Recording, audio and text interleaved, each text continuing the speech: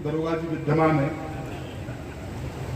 ऐसा नहीं जैसा वो बता गए वो सब कुछ ठीक ठाक है, एक पक्ष दूसरा भी है। आनंद के साथ सुनना, आप व्यापारी लोग हैं, पुलिस का एक पक्ष आप तक पहुंचाना चाहता हूं, आनंद आ जाए तो तालियां बजा दें कि एक सेठ जी के यहाँ से लाखों रुपए चोरी हुए, थाने में रिपोर्ट लिखवाई 2 लाख की।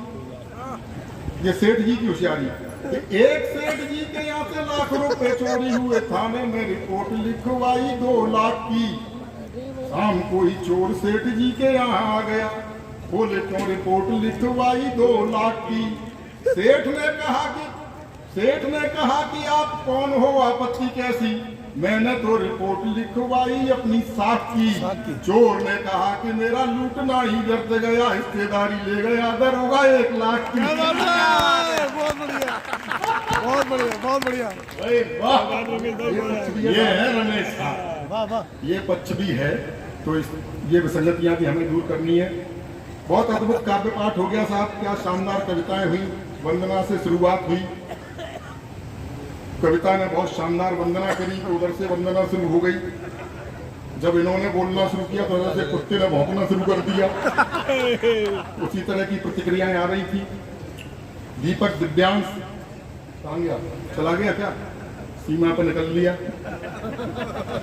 मुझसे आप इस तरह की कविताओं की उम्मीद मत करना, ये वीर रस बहुत खतरनाक चीज होती है। सच बता रहा हूं मैंने भी शुरुआत वीर रस से की थी। इसमें क्या होता है, छंद होता है, उसकी तीसरी लाइन ऊपर चढ़ाई जाती है। मैंने चढ़ा दी और वो चढ़ गई, बाद में उतरे नहीं। मंच के 3-4 कवियों ने मिलकर उतरवाई, फिर मुझे मंच से नीचे उतारा। मैं समझ गया ये अपने बस का काम है नहीं। आपको बहुत बहुत बधाई देना चाहता हूँ, आप इतने वर्षों से कविताएं सुन रहे हैं, कविता का संस्कार आप में जिंदा है। बहुत अच्छी कविताएं आप सुन रहे हैं, जिस तरह दाद दे रहे हैं। वरना कस्बों में कविता कैसे सुनी जाती है, बड़ा अद्भुत काम होता है सर। बटेश्वर में पशु मेला होता है, हम तो पशु मेला तक में जाते हैं। सच बता रहा हूँ, वहाँ पे दिन में जो पशु खरीदते बेचते हैं उसमें कवि सम्मेलन भी होता है। जो दिन में पशु खरीदते बेचते हैं वो शाम को हमारे श्रोता होते हैं, झुंड बना के बैठ जाते हैं। हम कहते हैं भाई इधर ध्यान दो, वो कहते हैं आप अपना काम करो, हम अपना कर रहे हैं। अच्छा, ऐसी जगह पे आदमी भावुक हो जाए, कभी भावुक हो जाए, गलत चयन कर ले। मैं सीरियस हो गया और मैंने गंभीर कविता शुरू कर दी, जीवन दर्शन की। मैंने कविता शुरू कर दी, सामने बैठे पशु मेले के श्रोता। मैंने कविता पढ़ी कि जीवन क्या है समझ न पाए हम अब तक भैया। मैं डूब गया इसमें, तो एक लाइन को कई बार रगड़ा कि जीवन क्या है समझ न पाए हम अब तक भैया, जीवन क्या है समझ न पाए हम अब तक भैया। एक सामने से खड़ा हो गया, बोला ले आए भैंसिया, हम तो ले चल दे गैया।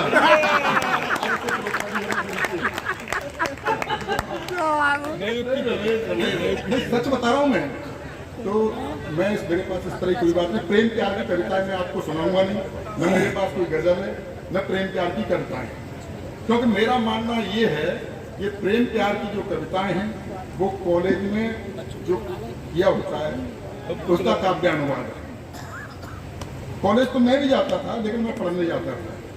और गजल का क्या है साहब, गजल आप सुनिए तो ऐसा लगता है कि अपनी 10-15 गर्लफ्रेंड थी वो छोड़ के चली गई। मैं सच बता रहा हूँ, मैं पिछले दिनों जगजीत सिंह की गजल सुन रहा था। सुनने के बाद मुझे लगा कि मेरी गर्लफ्रेंड मुझे छोड़ के चली गई, तो मैं 2 घंटे रोया। बाद में याद आया कि अपने तो कोई गर्लफ्रेंड थी नहीं, तो फिर 4 घंटे रोया। बाद में याद आया कि अपन तो शादीशुदा हैं, तो पूरी रात रोया। इस तरह की कोई कविताएं मेरे पास है नहीं, जिस तरह की कविताएं मैं लिखता हूँ। 1-2 व्यंग छड़काओं से आपको जोड़ना चाहता हूँ। युवा पीढ़ी के लोग बैठे हुए हैं, बहुत समय बाद हम मिल रहे हैं। कोरोना काल कितना बुरा समय निकल के गया साहब, 2 लॉकडाउन हमने झेले। याद करो पहला लॉकडाउन, कितना डरे हुए थे। पहला लॉकडाउन याद करो, सर्फ के पैकेट को सर्फ से धो रहे थे। उस समय 2 ही लोग काम कर रहे थे, पुलिस और डॉक्टर। दोनों बहुत मेहनत से काम कर रहे थे। डॉक्टर वैक्सीन लगा रहे थे, पुलिस भी लगा रही थी। हालांकि डॉक्टर पूछ भी लेते थे कि पिछली बार किधर लगी थी। लेकिन पुलिस तो अद्भुत कर रही थी साहब। उस बुरे समय में सच बताना बिल्कुल सच्ची घटना, अपनी पत्नी के साथ घर में बंद थी, ब्यूटी पार्लर तक बंद थी, उसी की शक्ल देखनी पड़ रही थी। बाद में सरकार को थोड़ी दया आई तो उसने शराब के ठेके खुलवा दिए, जिसे पी करके चुड़ैल भी सुंदर दिखाई देती है। जब प्रसन्न है लगता है आपने भी वही झेला। मैं सच्ची घटना बता रहा हूँ, कोई जोक नहीं है। मेरी पत्नी लॉकडाउन में बंद मुझसे बोली, अच्छा बाहर पुलिस डंडा फटकार रही है, मुझसे बोली सुनो जी मेरी लिपस्टिक खत्म हो गई है, मेरी सहेली के घर से एक लिपस्टिक ले आओ। मैंने कहा तेरे जरा से होठ लाल करने के चक्कर में पुलिस मेरा क्या क्या लाल करेगी। उन विसंगतियों से हमको निकले। एक दो जन छलकाओं से आपको बताना चाहता हूँ, समय की अपनी सीमाएं हैं। एक बहुत बड़ी समस्या देश की नहीं पूरे विश्व की है, उसे रेखांकित करना चाहता हूँ। बात आप तक पहुंच जाए तो आपका प्यार चाहूंगा। सेना की भर्ती की लाइन में खड़े एक बूढ़े को देखकर, सेना की भर्ती की लाइन में खड़े एक बूढ़े को देखकर ऑफिसर गरमाया। उसने बूढ़े से कुछ इस तरह फरमाया, बुढ़े शमशान प्रतीक्षा कर रहा है और तू सेना में भर्ती हो रहा है, क्या दिमाग में कीड़े पड़े हैं? तो बूढ़े का जवाब था, नंबर आते आते बूढ़े हुए तो हम क्या करें, लाइन में तो जवानी से खड़े हैं। बहुत बहुत धन्यवाद, बात आप तक पहुंची। एक व्यंग छड़का और आप तक पहुंचाना चाहता हूं। कलाम साहब जब राष्ट्रपति बने, उनकी स्मृतियों को नमन करना चाहता हूं। तब देश से तरह तरह की प्रतिक्रिया और बधाइयां लोगों ने भेजी। मैंने मस्ती में एक बात कही, बात आप तक पहुंच जाए कि धन्य हो अब्दुल कलाम भाई, अपना भी ले लो सलाम भाई। आपने जो मिसाइल बनाई युद्ध में तो नहीं पर देश की राजनीति में बहुत काम आई। धन्य हो अब्दुल कलाम भाई, अपना भी ले लो सलाम भाई। आपने जो मिसाइल बनाई युद्ध में तो नहीं पर देश की राजनीति में बहुत काम आई। उसी की बदौलत आप राष्ट्रपति बने, उसी की बदौलत आप राष्ट्रपति बने। काश हम भी आपकी तरह निर्विवादित होते, काश हम भी आपकी तरह निर्विवादित होते तो इस देश की असंतुलित राजनीति के समाधान होते। अगर एक कट्टा ही बना लिया होता तो किसी न किसी गांव के प्रधान होते।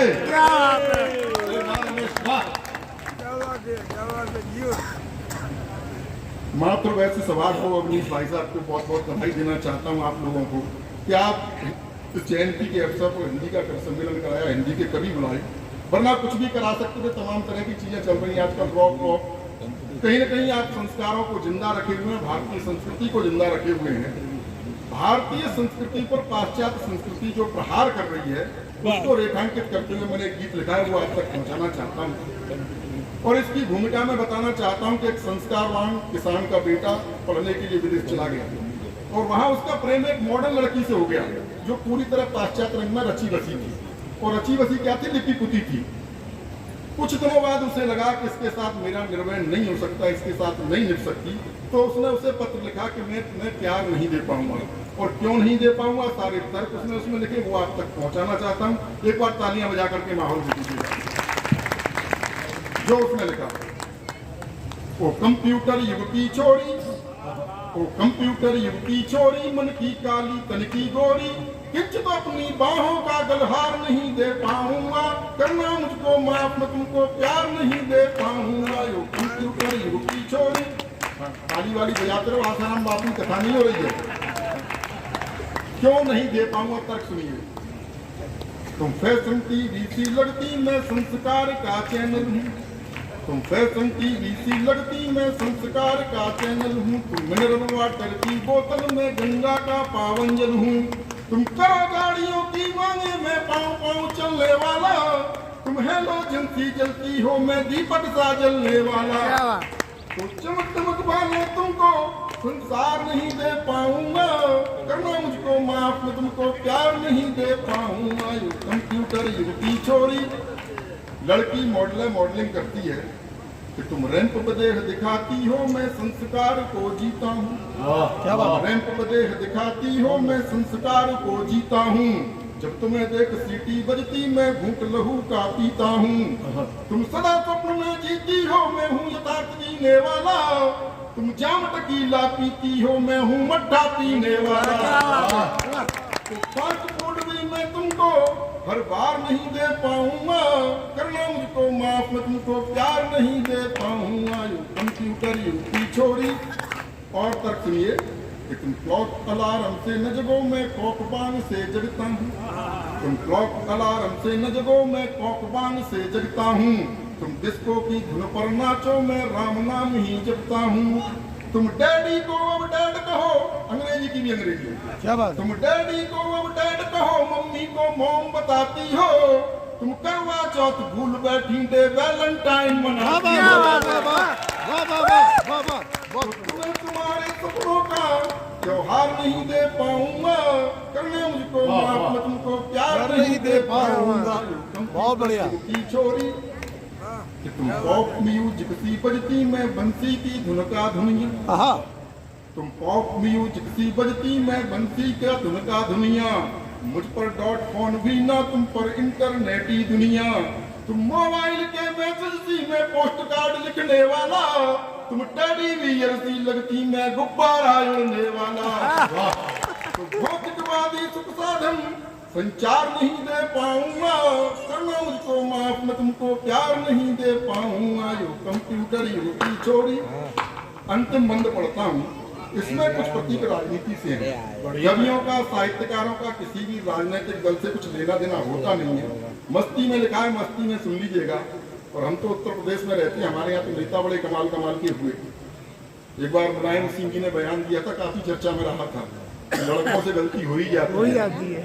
बाद में नारायण दत्त तिवारी ने माथा कूट लिया, बोला गलती से लड़के हो जाती है। अंतिम बंद सुन लीजिए, और इसमें जो अंतिम नाम आए उन्हें प्रणाम कर लीजिएगा, क्योंकि वो हमारे कुनबे से भी थे।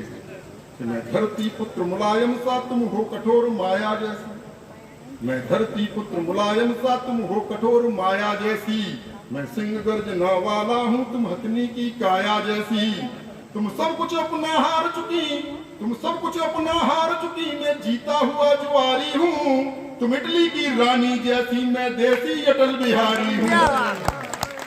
तुमको अपने जीवन की सरकार नहीं दे पाऊंगा, करना मुझको माफ मैं तुमको प्यार नहीं दे पाऊंगा।